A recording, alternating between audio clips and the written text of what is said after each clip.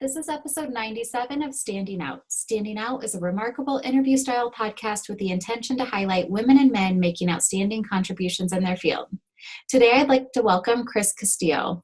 Chris is the founder of Empowered Achievers, a career coaching and development company focused on helping driven professional women craft careers they love. Originally coming from the corporate advertising industry, where she worked on clients like Google, YouTube, and Expedia, she traded in the agency life for the world of talent development and culture. She transformed her own career into something she loved and is passionate about getting rid of the Sunday Scaries for each one of her clients too. Chris works with individuals and companies alike, through both her custom coaching program as well as corporate trainings. She's a thought leader with articles in Thrive Global and features on sites such as Business News Daily and HelloGiggles. Chris, welcome. Thank you so much for having me. I love getting rid of the Sunday Scaries. Growing up, my sister and I still joke about this. It was the Sunday night blues every Sunday. Yep. Like, does everyone deal with that? So not everyone, right? So I think that the biggest thing about the Sunday Scaries is typically, and growing up you can have it too, but typically as an adult, the biggest time I see it is when people are not happy with their roles. And I think there's two pieces within that. It's either unhappy with your role and hate it, or I'm okay with this role and I still feel like I should be doing something different. But both feelings kind of bring up the dread in people right around 4 p.m. when they realize, oh my gosh, it's almost Monday again. Yeah. So what's the secret to get rid of that? Like, if you could kind of frame it all up. Mm-hmm. So I have a short-term answer and a long-term answer. Short-term answer being if it's just in the interim while you're kind of making the transition. So ideally what we want to do is move towards more of a career that you love, that doesn't feel like it's slowly sucking the soul out of you. So that's the big answer, but I know that sometimes that can feel far away. And so I totally understand the sentiment of sometimes just saying, look, I just need a quick fix so that I can make it through until I find that great role. And so the short-term answer is also reframing. So I'll always say, make a list of 5 things you're feeling grateful for. If you're feeling really stressed on Sunday night, make a list of 5 things you're grateful for about your role, which can feel really challenging. That's interesting. Yeah, because often people will say, I hate everything about it. And right. So you can actually, it takes more work sometimes to twist those things on their head and say, well, I'm really thankful that this manager, as much as they've been a nightmare, is really teaching me what I don't want in my next manager, right? So there's ways to flip things on their head, but even trying to highlight and focus on some of those things is a good way in the short term to take some of the sting out of it. And then long term, you want to find a role that actually feeds your needs so you can feel more fulfilled. That's really interesting. And that's a simple thing like anyone can do, right? Like, it might be challenging. It might, you might be racking your brain for a minute, but that's good. That's good progress. Mm-hmm. What was your journey like going from the agency world to the talent world and culture world? Yeah.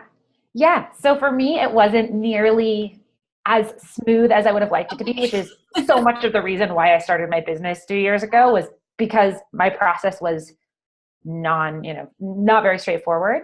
Right. So I was in media for a long time. And for me, I had very much a role where, as you mentioned, I was on the Google account. It was a great client to work for. I liked it on paper. It had a lot of awesome perks. It felt good to talk about it. My parents were proud of it. And yet I kind of had that lingering feeling that a lot of people who I work with have, which is, I call it the whisper that turns into a scream that you push down and you ignore until all of a sudden you can't ignore it anymore. And so for me, all of my doubts about my career kind of came with the perfect storm of, I had a mom who had been fighting ovarian cancer for years. It came back. It was terminal at that point. And so it was that all kind of happened at the same time that really pushed me to this, oh my gosh, life is short. What am I doing? Conversation. And so I had started training internally. I loved that. I asked how I could do more of it.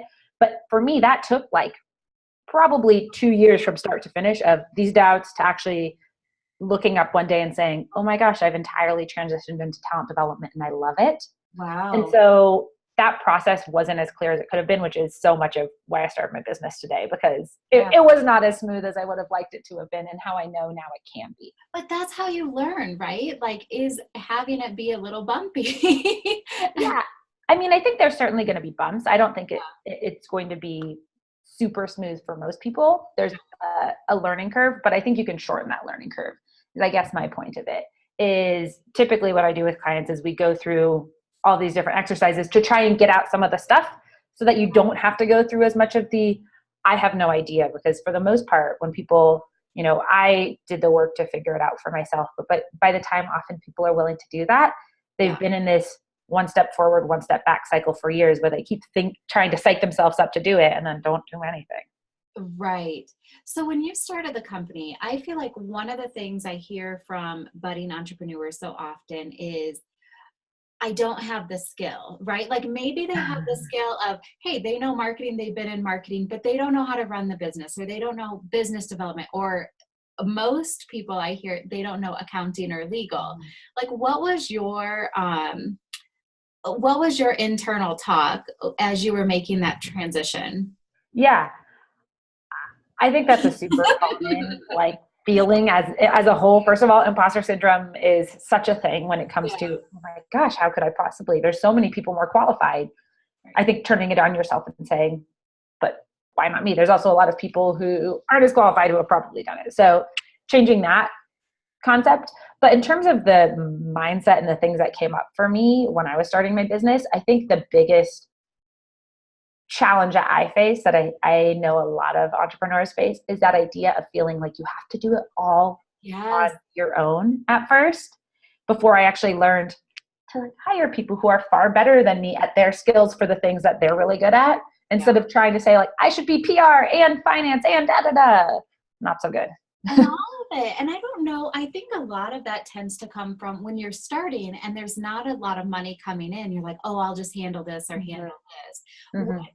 What have you found as far as what was the best way for you to outsource those things in the beginning? Yeah.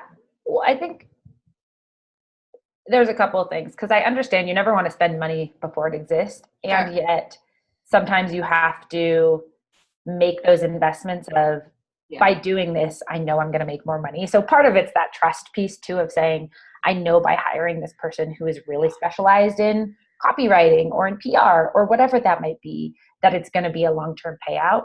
I think I had a slightly different experience, just in the fact that because I came from the marketing world, I understood that that's something that you have to invest in and that it's a long-term thing. And I think that's a huge arguing point for a lot of people in businesses of, I don't see the direct, payout right away. I'm like, well, that's not really how marketing works.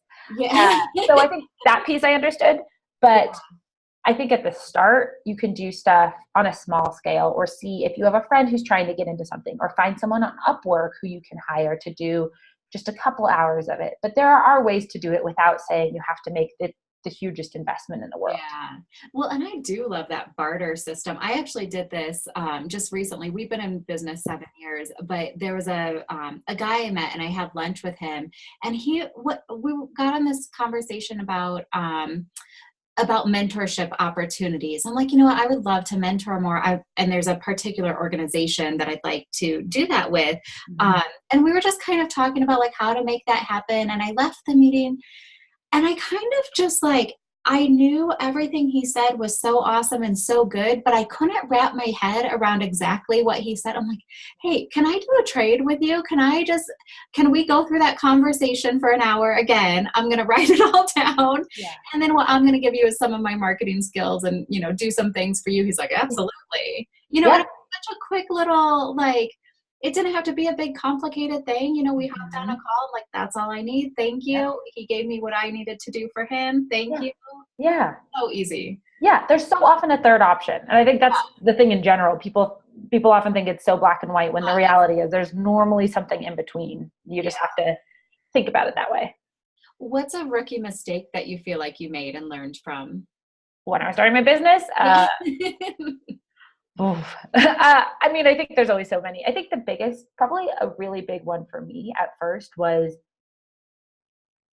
by feeling like I had to do things the way that everyone else did. And so I had seen coming from the coaching industry, I think there are so many people in it, and it's saturated in that way. But I also saw a lot of people doing stuff that felt really salesy and not good to me. And I felt like I had to be this constant, like, oh, you should do this, and push, push, push.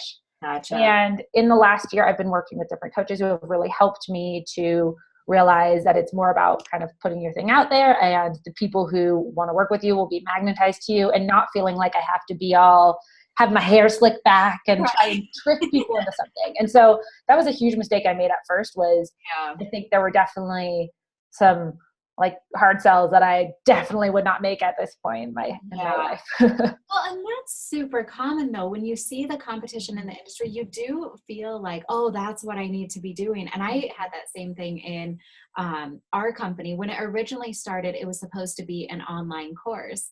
But what I was finding was like, but who's doing the work? Because people are buying these programs, not actually implementing. Yes. So let's just be the implementers of what needs to happen, right? Yeah, totally. People love to collect courses. I see it all the time. I'm like, okay, you have 12 courses you'd watch. Have you done anything from any of them? Oh my gosh. No. It's so true. There is one course that I bought at the very beginning of this company, and I actually went through it. It was amazing for that very startup phase. And periodically I'll go back and check it just to see if there's other gold nuggets. The other courses, like, I've banned myself from buying them because I know I don't use them. So, I mean, it's kind of not to dog courses by any means, that some people need them and actually use them, and they're great for that. I, however, apparently don't know. I don't use them. So. I'm the same way too. I actually think this is a bit of a tangent, but have you heard of The 4 Tendencies by Gretchen Rubin? No, I do know who that is though. Yeah, so she has a new book, and it's all about the way in which people implement habits. And she talks about 4 tendencies, 4 ways people typically do them. But one of them is the obliger. You're really willing to do stuff if it's an external request, but not so much if it's internal. That's my tendency. So that's why I know I don't do well with those self-study things. I need someone outside of me to be accountable to. So food for thought. I know for myself that's the case. And I think a lot of times when people have a hard time with those courses, that can sometimes be the reason. Yeah. What are the other 4 tendencies? Can you think of one? Yeah, it's obliger, questioner. So that means you kind of have a piece of doubt within whether it's internal or external. There's upholder, which you're really great at doing both internal and external expectations. And then the rebel, which is, you kind of push back on everything. So the difference between the questioner and the rebel is the questioner, you say, you try and vet it. And if it then makes sense to you, then you'll implement it. Whereas rebel kind of just likes to constantly do opposite. Right. Yeah. So just interesting. That's awesome. We'll have to check that out, that resource out. How do you stay on top of like trends or cool things happening in your space? Yeah. In terms of staying on top of trends, I would say just constantly being a student. Right? Yeah. I follow a lot of people. I constantly work with coaches, because for me, first of all, what good would a coach be if they don't hire a coach too? They probably, you gotta kind of believe in that. But also I think for me, having people outside of myself, as I mentioned, because I need that external accountability, that's just something I know about myself. And so I'll never be in a situation where I don't have that in place somehow. So I'm part of a lot of different groups where people can kind of share what's going on with them behind the scenes. I hire coaches, and I'm just constantly following and trying to see what other people are doing. It's treating my business as kind of a science experiment in some ways. Yeah, no, and that, like, honestly, when you talk about the Sunday Night Blues or the Sunday Scaries, like, that is kind of a fun thing that a lot of us entrepreneurs look for, is sort of that science experiment room, like spice things up and try new things and not get stuck in the grind. Yeah, I think it's certainly a unique breed. Entrepreneurs love that. Right. No, I know. And other people, even my family, 7 years in, they're like, I don't know what you do, but it scares me. Like, I know. And I got that very much in the beginning, in the first couple of years. And in my head, I'm like, okay, everyone will kind of get it in a couple more years. No, we're 7 years in. Like, it's terrifying too. Keeps it good. I do like the really traditional jobs that have very clear expectations on a daily basis. Yeah. And that's fine too, right? That's what I always say about career stuff is it's all about doing a little more of the stuff you like and less of the stuff you don't. And I think the biggest gap people have is they don't take the time to think critically about it. They're kind of just in autopilot. And then most of the time when people reach out to me, it's because they've been in this autopilot mode and they have this total shock moment where they say, oh my gosh, I have no idea how I got here. I fell into this role. Yeah. What is happening? So. Well, as we wrap up, what is one thing on your radar as a thought leader in your space that you think is like gaining momentum and we'll all be talking about it in another year or two from now?